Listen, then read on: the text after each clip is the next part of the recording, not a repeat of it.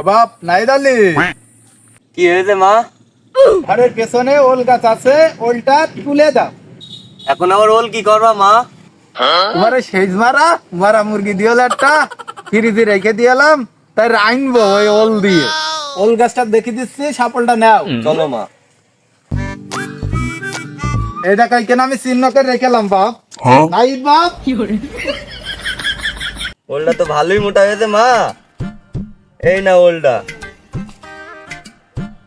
চলো আনবা তুমি এখন। বাপ তাহলে ঘরে কি বসো, আমি রেঞ্জে নিয়ে আসি। আচ্ছা মা, তাড়াতাড়ি নাও, খুব খিদে লেগেছে আমার।